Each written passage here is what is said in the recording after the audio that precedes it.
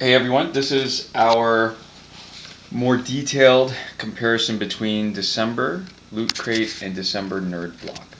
And we already had a sort of really quick comparison during our Loot Crate unboxing, but we're going to go into a little bit more detail into some of the research we've done in terms of the value of the different items and just, our general impressions. So we'll start with this month's Loot Crate. And the big ticket item this month was the Console Wars t-shirt. So this is a shirt that's available from Shirtwoot. You can buy it for $15, and that's free shipping in the US and $5 Canadian. So one of the difficulties we had when we were thinking about doing comparison is that there's going to be different availability, different pricing, and different shipping from the US compared to Canada. And totally arbitrary, we thought we'd include shipping costs for the larger items or the more significant items, maybe something worth $10 or more, and we wouldn't include it in the small kind of filler kind of items. So this is for an American subscriber, this would be worth $15. For a Canadian one, this would be worth $20. If we move along to Iron Man, and we like Iron Man. You know how you can tell we like Iron Man? We like Iron Man. So this is the Tintastic, which includes the stickers. Pretty cool stickers, actually. Yeah. Pencils.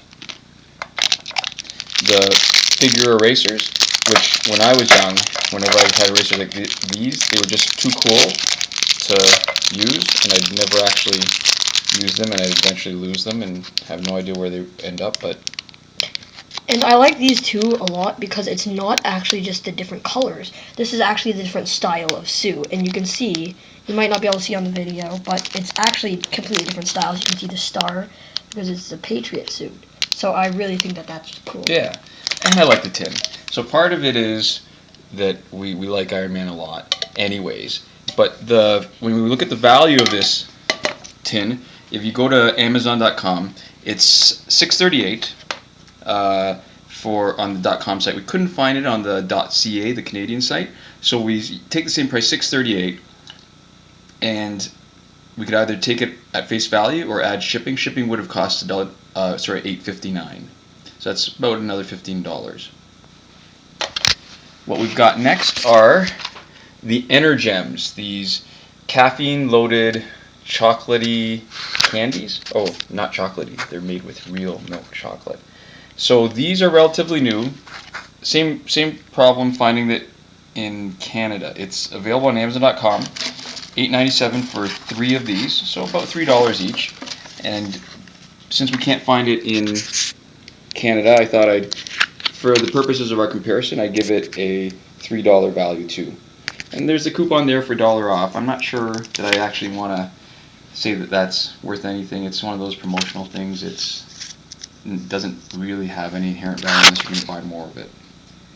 What was next here, we've got the little Grip It controllers. So they're meant to go on top. You get 4 of them. They go on top of the parts of your controller. Usually it's made for PlayStation or Xbox. Right, but what we've done is we've demonstrated how it's placed and used on a Dreamcast controller, which is kind of appropriate given that one of the other little filler items this month was the Legends Never Die. You can see the N64 controller here, also with a Grip It on it, which is a little bit too big for it. It slides right off. And the Game Boy, plus the Atari 2600, plus the Dreamcast controller. Plus, I took a look, didn't know what it was in the last video, but I've done a bit of research, and that's a Sega Game Gear. Pretty cool. And I actually like, considering it's one of those little filler items, I actually like this a lot more than I reasonably should. Very cool. So the other filler items we had this month were the... Oh, actually what I forgot to mention was with the Grip It's $4.99, available in retail stores, both in Canada and the US. So that's value, we're going to assign that for our comparison. So then we've got the balance of the promotional items, like the stickers, sticker, the wristband, Geek Gamer. So when we look at all the items together for the Loot Crate, it actually comes out pretty well. If we assign a $5 value to the promotional items, I know that's just arbitrary, but let's just say for the sake of argument, then what you're getting is about $35 worth of loot. For if you're in the States, $20. And if you're in Canada, you're getting about $45 worth of loot for $30. So in case of being an American ordering the Loot Crate for December, you're getting basically an extra $15 worth of value for your $20. So, like about a 75% premium on top of what you're paying. And in Canada, you're paying $30 for about $45 worth of stuff. So you're getting about a 50% premium. Not bad. So if we look at the Nerd Block. Alright, so apologies again. We can't find our Zelda shirt still. We pulled out the Gremlin shirt as a stand-in, but what came in the December one was the Zelda Moon riding Epona in silhouette t-shirt, which is not here. So this is a Shirt Punch shirt. If we look at the value, this is worth about $10 from Shirt Punch. They charge $7 shipping, so it's about $17 value. Oh yeah, so this was a Gremlin shirt that came with the September Nerd Block, the first one. So that's about $17 value, whether you're in the States or whether you're from Canada. The second one was the Funko Legolas. On Amazon.com in the States, you can get it for $6.99 plus $4.99 shipping, or you can find other different combinations of free shipping or higher price, less shipping, whatever. But for about $12 off Amazon.com, you can get this Legolas. In Canada, I had a little bit of trouble finding a Canadian vendor. So if we take the same Amazon.com price, Amazon.ca, you'd be paying $12.99, but it's one of those third-party vendors, so you pay another $10 shipping, so that's $23 to get this in Canada. If we look at this watch, this was probably the most, I hate to say controversial, but it seems to polarize a lot of opinions. This was what they call their Samurai Inferno watch. Right, exactly. The LED watch. And if you look at where it came from, it was from Gadgets and Gear. And if you go to their website, the price for this watch is $25. And it seems like it's a fair price, because when you go back and look at using the Wayback Machine to look at what the original selling price was, it actually was $50 at one point. And if you even look further back, when it first came out, I think they were even selling it for $75 to $100, which doesn't have any bearing on what the value of it is now. But I think that when you look at the Nerd Block's promotion, the hype that said that they had their most expensive item, I think it's a fair claim. But unfortunately, as a lot of people found out, you can find a very similar, maybe even the same watch on Amazon. On the .com site, you can get it for $6.77 American with no shipping. And on the .ca site, the Canadian site, you can get it for $7.76. So that makes it a little bit difficult to compare, but we'll take that into account when we sort of tally things up at the end. There's also, the next item is the Monster Marbles. And it's another one of the items that we can't find easily in Canada. On the Amazon.com site, it's $6.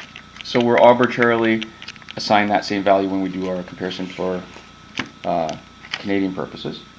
We've got the Crazy Bones, which on Amazon.com you can get for $8.28 for 4 of them, so just over $2. And you can also get at Mastermind, which is a Canadian kids toy store, educational stuff. You can get it for $2.79 each. So our last item, I think, in the box is the Marvel Grab Zag. Found it on Amazon.com for $4.25. Had trouble finding it on a Canadian site, so we'll give it the same $4.25 value. Okay. So when you take all of that into account, what you get is, from an American perspective, this whole Nerd Block collection, whether you go for the really